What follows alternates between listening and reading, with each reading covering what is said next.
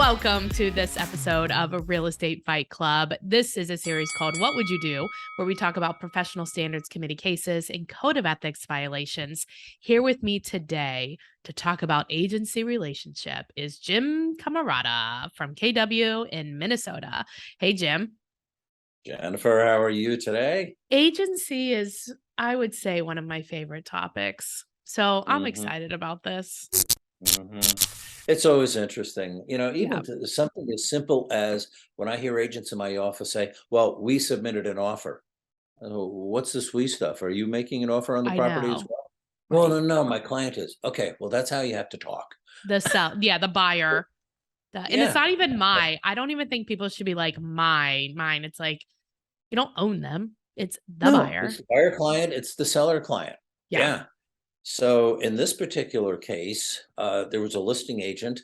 Evidently, the house had been on the market for a while and been sitting there. This never happened to any of us, sitting at an open house for a couple of hours and no visitors. So Well, this if this people would use the 7-step open house process that we have at jennifermerlin.com/the vault, they would not have that problem. But carry on. exactly. Um, so this buyer comes in and was saying something to the effect, well, I'm really looking for something more of a fixer upper. And the agent says, aha, I happen to have another property that I just listed. It's not even on MLS yet. And I'd love to show it to you. Well, we know where this is going. To which the buyer says, well, thank you. I'm actually working with someone. I should probably ask them about it. Yeah. To which the listing agent said, well, this thing is priced to sell, and I'm sure if your agent may not even get a chance to show it to you because it's got to go quickly. Oh, So no. let's go take a look at it. The buyer reluctantly went to take a look at it, made an offer, got accepted. Live happily ever after, right? No, this is no good. Wrong. Wrong. So Oh, my God. the agent was proud, "Oh, look what I did. I converted a buyer and I got a sale and a closing." And a little surprised when slapped with a hearing Yeah. for ethics violation. So, want to take a break now and then we can come back to this? Yeah. Yes, let's do that. Okay, so let me tell you, well, I'm glad we're talking about this because what we're talking about is leads, and everybody needs leads. So our top lead sources right now, the easiest one is Monica's Ghost Poster. This is a free service. We all know we should be posting on social media to wave our real estate flag, as Monica says, but we're not doing it. So Monica created this free service where every day, Monday through Friday, she sends you something to post. And all you have to do is copy and paste it, and it's free. So you should be doing that. Go to ghostposter.com and sign up. That's GHOSTPOSTR, no E.com. Sign up, get your Facebook posts. The other tool that we're using is Pipeline Pro Tools. So what they've done for us is we are able to get a free demo of this is our number one lead source right now.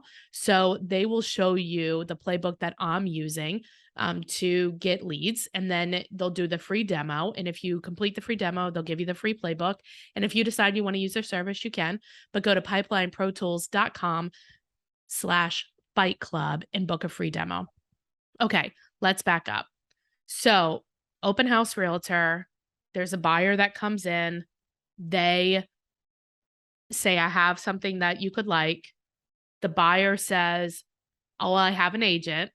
I'm working with someone. I'm working with someone. Probably ask them about it. Yes.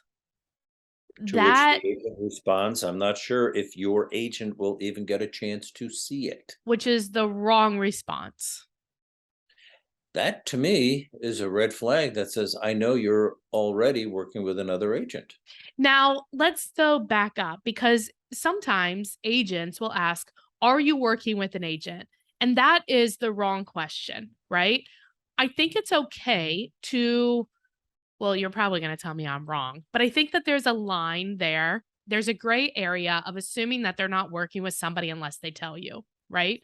But you can ask questions that give you some clues. So I don't ask, are you working with an agent? Because that's like going into a store and then being like, do you need help? You have an automatic response, right? And are you working with an agent? Automatically responds yes. But you can ask things like, how many houses, what other houses have you seen? What are you seeing that, what are you looking for that you're not finding? And based on these answers, it'll indicate to you if they're working with somebody, right? Yeah. Is somebody showing you these properties, or are you just going Exactly. to open houses? Right. Now, let's say, so now we're in this situation, right? And they say, well, I have an agent.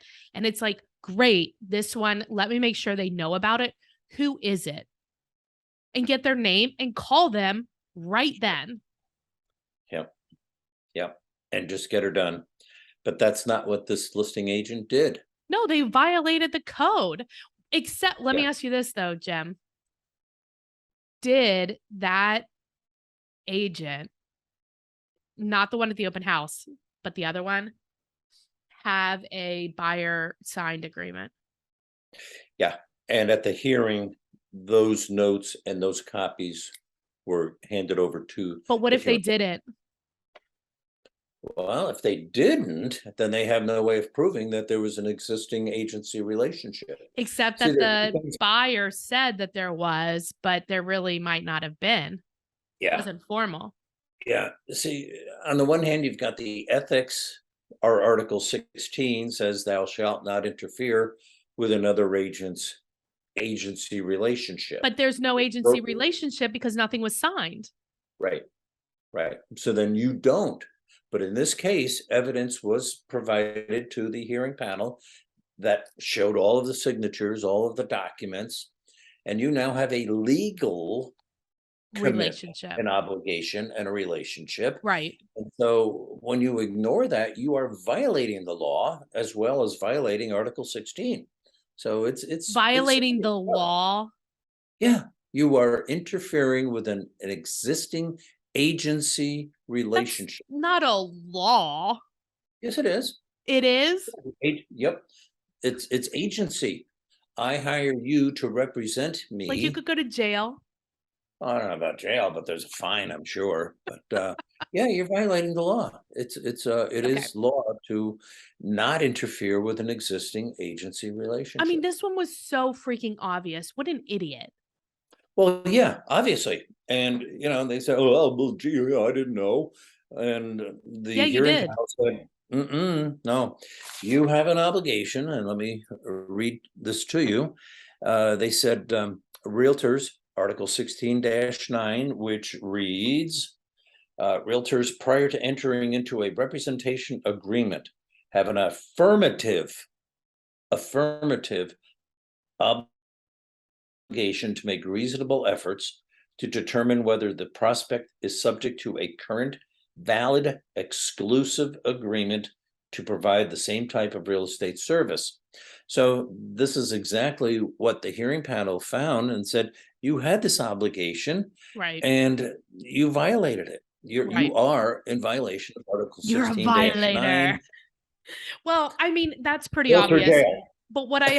But if there were no documents presented where there was an agency agreement, then that open house agent would not have been in violation, correct?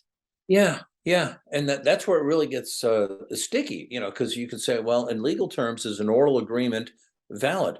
Yeah, but if you really don't have It's really the not. proper documentation, nothing is enforceable. That's where it becomes enforceable. If you don't have anything in writing, you got an oral handshake. What is Yeah, that?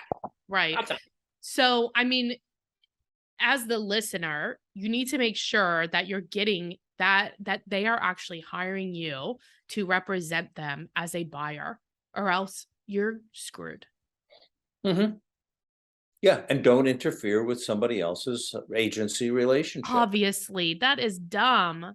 Duh. Yeah, yeah. And Well, I refer to that instance as the greed factor. yeah, When you get so desperate that you ignore the rules, that's look, when you start making generate so you don't have to tolerate, you know? yeah, yeah, just always have plenty of leads going on. Exactly. Woohoo, I love juggling all those leads. Exactly. Well, you can always refer them out if you have too many, and then you can get referral money. And I love referrals. Exactly. Most agents do. Is that a segue? Yeah. No. Well, Jim, no. So if people do, I guess it is. If people do have a referral for you, what is the best way to get a hold of you? Okay. Email JimCamarata at kw.com or call text 612-562-7461. Awesome. Thank you. Thank Bye. you. Bye. Don't forget to hit the subscribe button so you don't miss a podcast.